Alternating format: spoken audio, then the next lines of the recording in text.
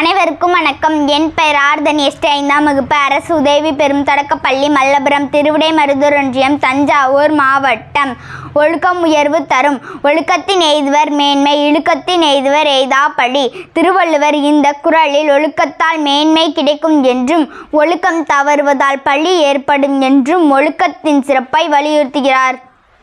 கல்வி கற்கும் மாணவர்களாகிய நாம் ஒழுக்கத்தையும் கல்வியையும் இரு கண்களாக கடைபிடித்து வாழ்க்கை கல்வியை பயின்று சிறப்புற வேண்டும். ஒழுக்கத்தை காலந்தோறும் பேணி காக்க வேண்டும். நம்மை நல்வழிகளில் நெறிப்படுத்தி மேன்மையோடு கூடிய வாழ்வில் தலைக்கச் செய்யும் பண்பே ஒழுக்கமாகும். வாழ்வில் ஒழுங்கை கடைபிடித்து வாழ்வதே நாம் தலைச்சிறந்து வாழ வழிவகுக்கும். ஒழுங்கு என்பது நாசிகள் இல்லாத இடத்திலும் தவறிழைக்காமல் நேர்மையாக நடப்பதாகும். இதை முன்னோர் அறநெறிகள் அனுபவர்கள் மூலம் உணர்த்தி சென்றுள்ளனர். நீதி நூல்களாக எழுதி வைத்துள்ளனர். மாணவர்களாகிய நாம் நேர்மையுடன் பொறுப்புடன் சமூக பொறுப்பு கொண்டோராக வளர வேண்டும். ஆசிரியர்கள் பெரியோர்கள் வழிகாட்டும் பழக்க வழக்கங்களை பின்பற்றி அறிவினால் திறமையினால் சிறந்த சிந்தனை கொண்டோராக செயல்பட வேண்டும். நீதி நெறிகளை நமக்கு வலியுறுத்தும் நோக்குடன் நம் சான்றோர்கள் இயற்றிய நீதி நூல்கள் பல நீதி கருத்துக்களை எளிய நடையில் நமக்கு எடுத்துரைப்பதாக உள்ளன. அவைகளில் ஆத்திச்சுடி, கொன்றை வேந்தன், திருக்குறள், நாலடியார், திரிகடுகம், சிறுபஞ்சமூலம், பழமொழி முதலிய நூல்கள் தமிழ் இலக்கிய வரலாற்றில் முத்திரை பதித்தவையாகும்.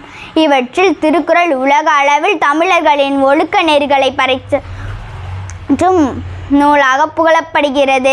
அதனால் உலக மொழிகள் பலவற்றில் மொழிபெயர்க்கப்பட்டு பயிலப்படுகிறது. ஒழுக்கம் விழுப்பம் தரும் என்பது குறள் நெறி. விழுப்பம் என்றால் உயர்வு என்று பொருள்.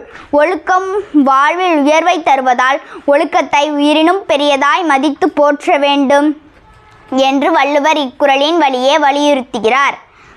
ஒருவர் தம் வாழ்வில் நன்மை அடைய வேண்டும் என்றால் நல்லொழுக்கத்தை கடைபிடித்து வாழ்வதே நாம் தலைச்சிறந்து வாழ வழிவகுக்கும்.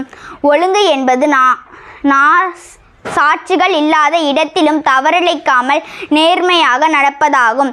இதை முன்னோர் அறநெறிகள் அனுபவங்கள் மூலம் உணர்த்தி சென்றுள்ளனர். நீதி நூல்களாக எழுதி வைத்துள்ளனர்.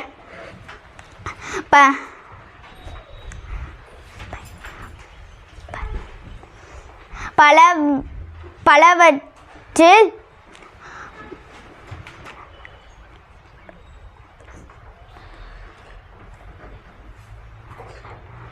பள்ளி பருவத்தில் கவனத்துடனும் ஒழுக்கத்துடனும் நடந்து கொள்ளாவிட்டால் வாழ்க்கை பாதையில் வழுக்கி விழ நேரும்.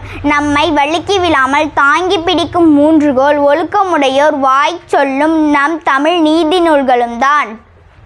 நீதி நெறிகளை எந்த நிலையிலும் நமக்கு தீர்க்கமான வழியை அறம் சார்ந்தே போதித்து வழி நடத்தும் வழிகாட்டுகள் நீதி நூல்கள்தான். மாணவர்களாகிய நாம் பாடங்களில் கற்கும் நீதி கருத்துக்களை தேர்வு முடிந்தவுடன் மறந்து விடுதல் கூடாது. மாணவ பருவத்திலேயே ஒழுங்கையும் கட்டுப்பாட்டையும் நாற்றுப்பற்றையும் மேலும் வளர்த்து எந்தவித பேதங்களையும் இன்றி அனைவரையும் மதிக்க வேண்டும். அனைவரையும் மதிக்க வேண்டும். மாணவர்களாகி இதையே வள்ளுவர் கற்க கசடர கற்பவை கற்றபின் நிற்க அதற்கு தக என்று அழகாகவும் தெளிவாகவும் உலக மாந்தருக்கு எடுத்துரைக்கிறார்.